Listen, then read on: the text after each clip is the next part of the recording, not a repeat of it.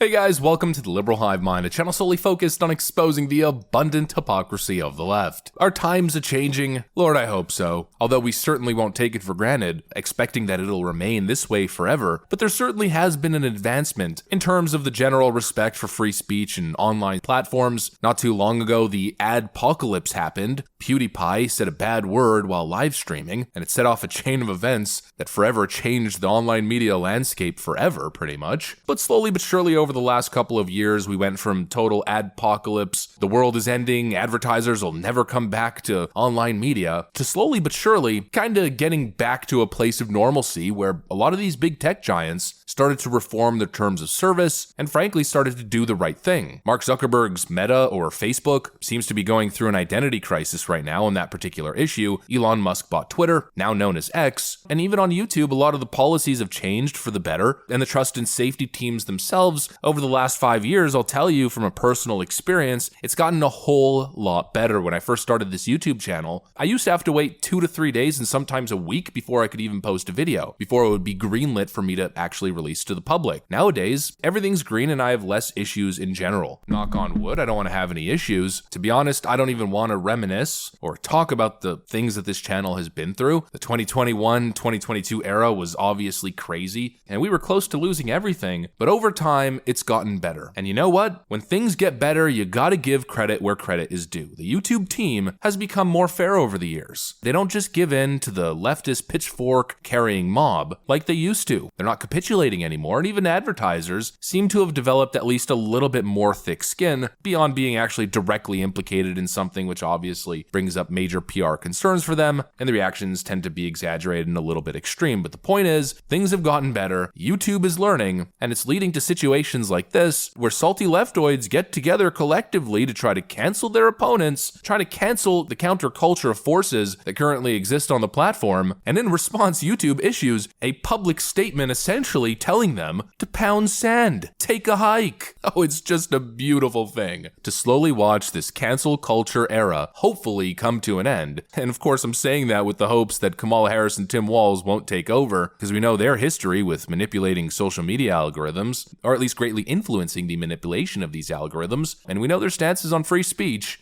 I think we need to push back on this. There's no guarantee to free speech on misinformation or hate speech, and especially around our democracy. That he has violated the terms of use, and I'm asking that Twitter does what it has done in previous occasions, which is to revoke someone's privilege because they've not lived up to the advantages of the privilege. If you don't police your platforms, we are going to hold you accountable as a community. They are directly speaking to millions and millions of people without any level of oversight or regulation. And that has to stop. But the election isn't over. We haven't crossed that bridge just yet. As we stand right now, things are looking good. And let me show you guys what just happened on Twitter. It's absolutely hilarious, or rather on X. I keep calling it Twitter and people keep sending me messages. Look, I know I'm not totally consistent in calling it X. I'm trying, but you have to understand I recorded videos for the last 4 years calling it Twitter. The muscle memory just sticks. But anyways, long-winded intro, that's another thing people complain about. Let's get to the video. We got some stuff to get into, so let's roll the tape. All right, folks, so we got this Twitter handle right over here. I'm not exactly sure if this individual has a YouTube presence or not, but we've got Rewriting Ripley Pod. I guess they run a podcast. If we go to their website, it says Rewriting Ripley, a podcast on feminism and fandom in the age of social media. They seem to be posting these videos independently. I don't think it's even uploaded on YouTube. But anyways, we got this podcast and they've been going like on a freaking tirade for a while here, basically since March 2021, talking about the alt-right radicalization in the Star Wars fandom. They posted this video. The algorithm is actually trying to find a few rabbit holes that are very powerful and try to find which rabbit hole is the closest to your interest.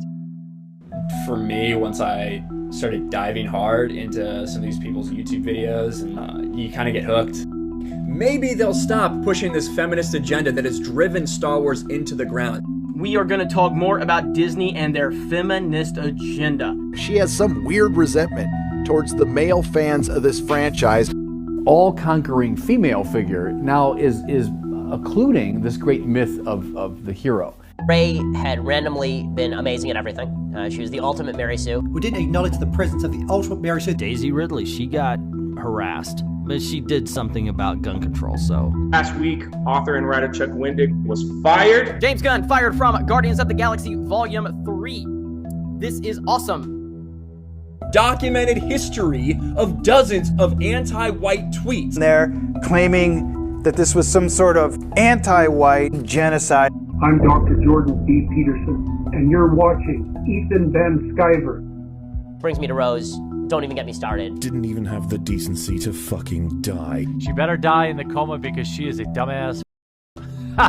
Kelly Marie Tran being chased off.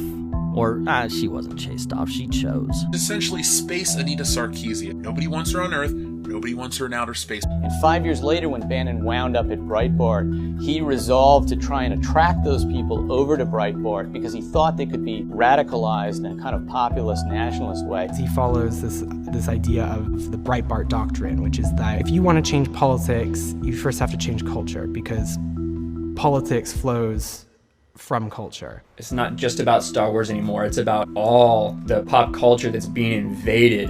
The battle for Star Wars, the battle for culture. And I would say that Ichibaka's title of this article is a little tame. She has a huge problem with white people. Stop trying to turn our cultural icons into your moralistic authoritarianism. To be a part of that community and that group of people, it was really fun.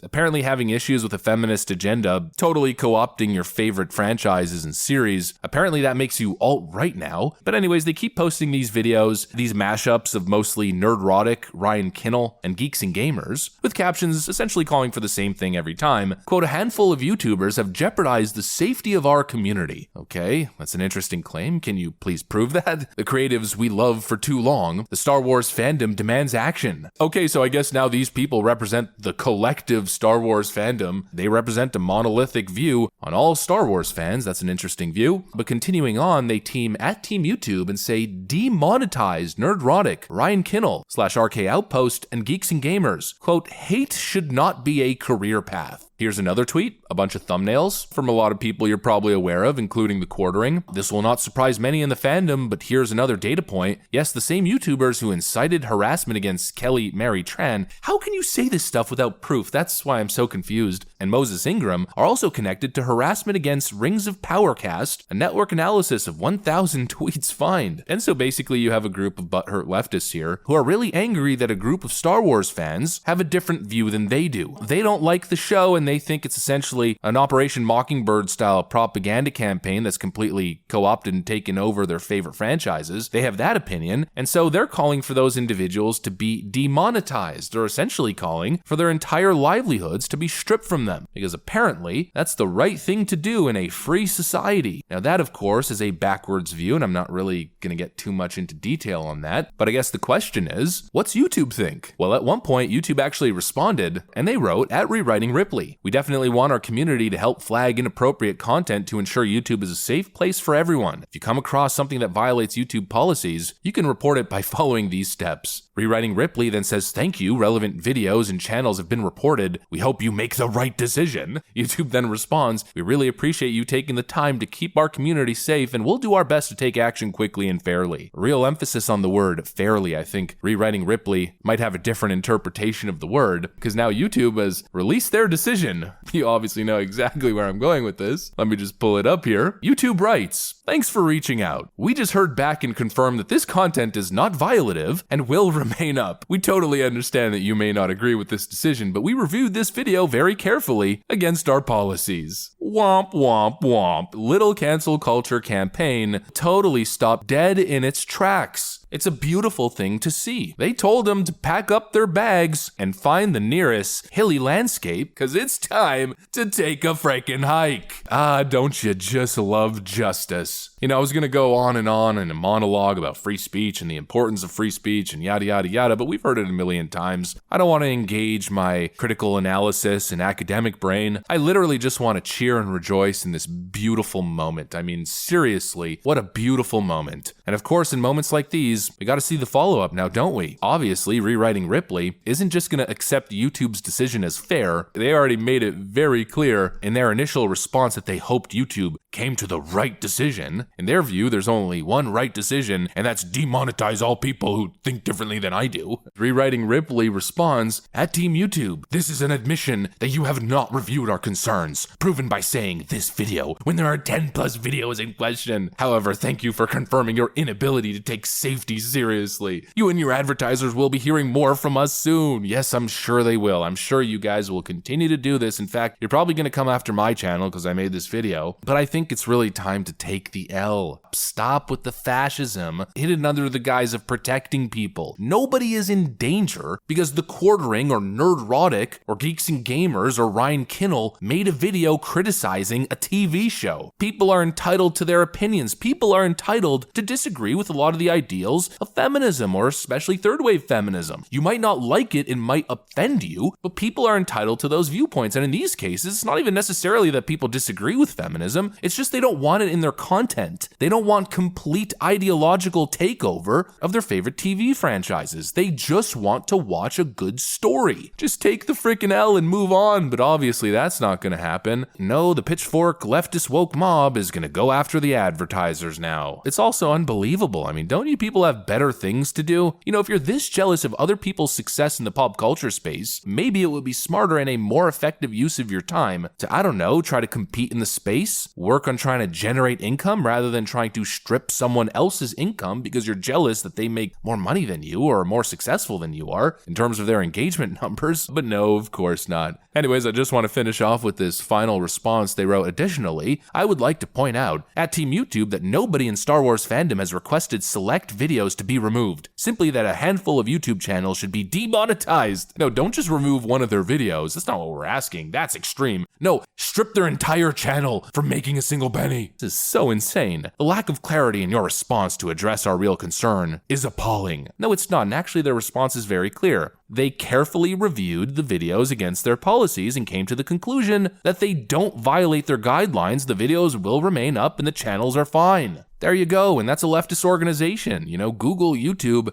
is a leftist organization, and even they disagree with you. It's over. Have a nice day. Get some nice boots. The hills are calling. Nobody likes you. Anyways, that's pretty much what I got for you guys on this one. Hopefully you enjoyed the video. If you did, make sure to leave a like and possibly subscribe. Thanks for watching, and I'll see you on the next one.